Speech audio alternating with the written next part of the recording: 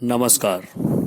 मैं दुर्गेश मालविया आप सभी को महर्षि वाल्मीकि जी की जयंती की बहुत बहुत शुभकामनाएं। महर्षि वाल्मीकि जी रामायण के रचयिता हैं, जिन्होंने महाकाव्य रामायण की रचना की और उसे लिपिबद्ध किया। महर्षि वाल्मीकि जी के विषय में अगर हम बात करें तो यह एक बहुत बड़े परिवर्तन की घटना है। बहुत समय पहले किसी राज्य में एक सैनिक हुआ करता था जिसका नाम रत्नाकर था। उनके राज्य में कुछ गलत गतिविधियां चल रही थी, जिसे देखते हुए रत्नाकर सैनिक ने उनका विरोध किया।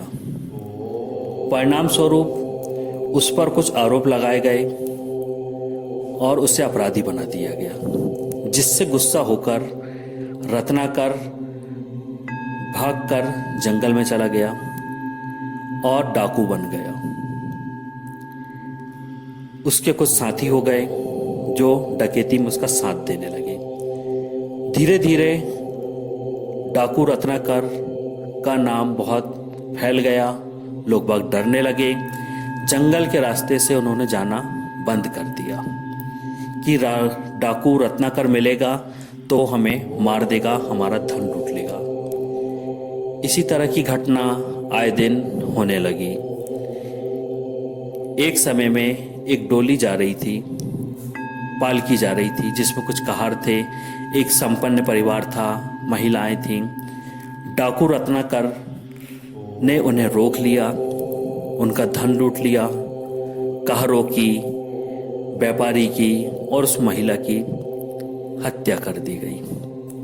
उस घटना के बाद में पूरे राज्य में एक सन्नाटा सा छा गया, डर छा गया कि हमें जंगल के रास्ते नहीं जाना चाहिए, क्योंकि वहाँ डाकू रत्नाकर है जो लोगों को मार देता है।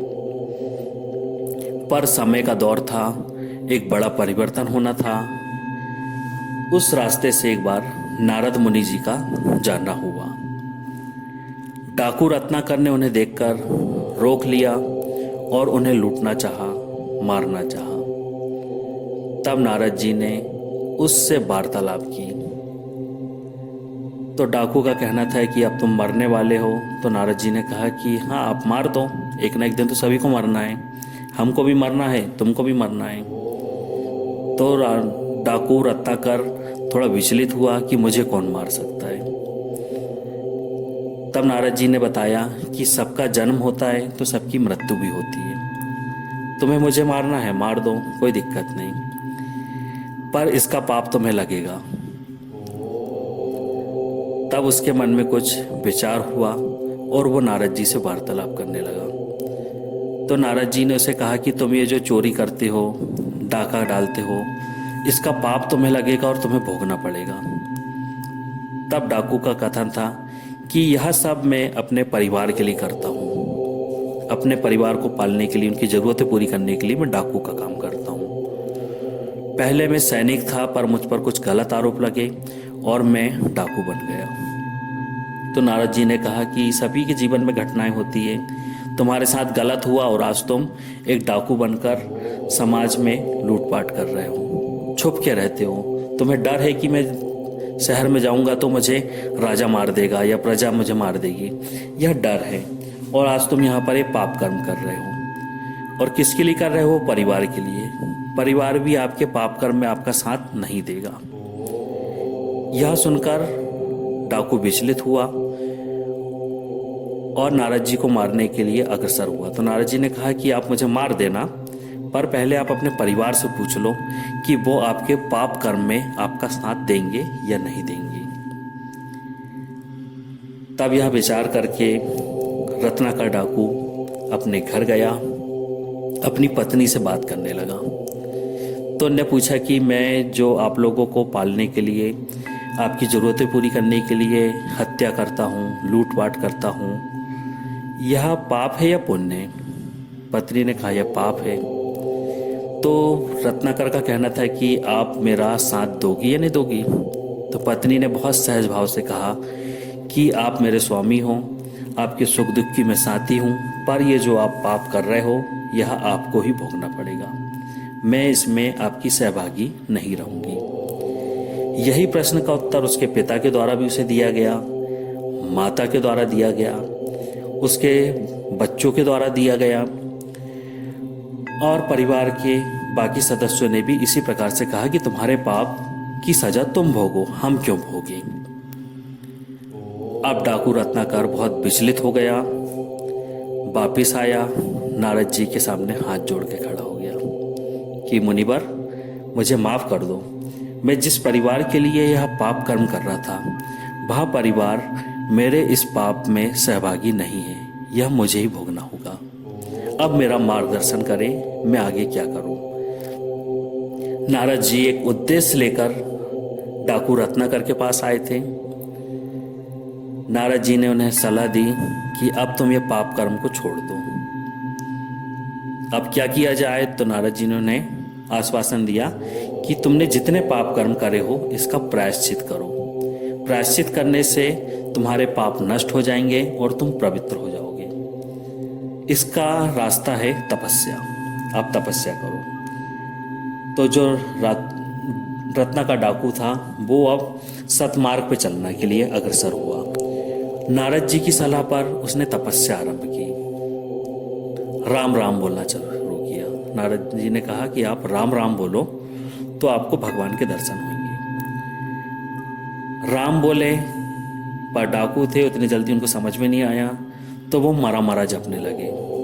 पर जब कंटिन्यू बोलते गए मरा मरा मरा मरा, तो शब्द रामा हो गए, रामा रामा रामा। फिर आगे चलते चलते राम राम श्री राम जय जय राम, यह शब्द उनके कंठ से निकलने लगे। और देखते ही देखते उनके सारे पाप कटते गए और वो पवित्र हुए और उन्हें आगे चलकर भगवान के दर्शन हुए। जब भगवान का उनको सानिध्य मिला, अब वो डाकू रत्नाकर ना होकर महर्षि हो गए।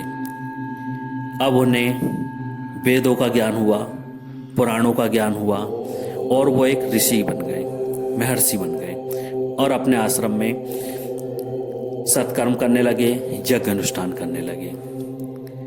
कालांतर में प्रभु श्री राम जी का अवतार हुआ, उनके जीवन की सारी घटनाएं हुई। भगवान श्री राम जी का जन्म लेना, असुरों के साथ उनका युद्ध होना, माता सीता को अयोध्या वापस लेकर आना हुआ और फिर राम राज्य बहुत सुचारू रूप से चलने लगा। ब्रह्मा जी की आज्ञा से महर्षि जी ने एक शास्त्र की रचना की।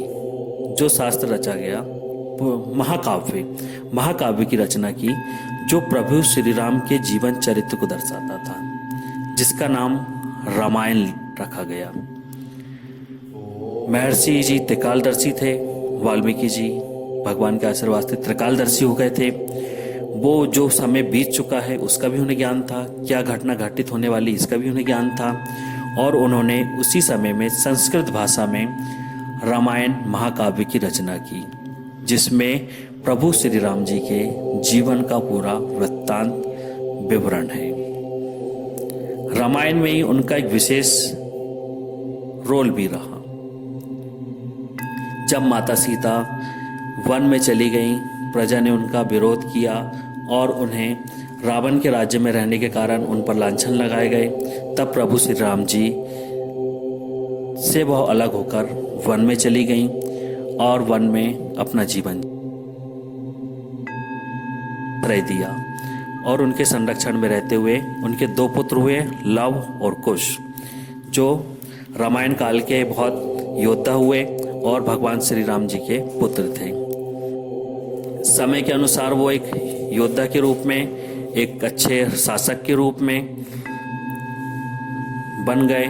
और समय के अनुसार माता सीता जब धरती लोक से अपनी लीला पूरी करके वापस गईं, तब महर्षि जी ने दोनों लव कुश उनके पुत्रों को अपने पिता के सुपुर्द किया और उसके बाद राम राज्य आगे चलता रहा। समय के अनुसार राम भगवान भी अपना कार्यकाल पूरा करके अपने लोक चले गए और लव कुश के द्वारा ही रघुवंश को आगे बढ़ाया गया। महर्षि वाल्मीकि जी का विशेष बहुत महत्वपूर्ण योगदान रहा आज एक सभ्य समाज की स्थापना करने में। आज भी उन्हें सभी बहुत आदर से, अदब से महर्षि की उपाधि से संबोधित करते हैं। महर्षि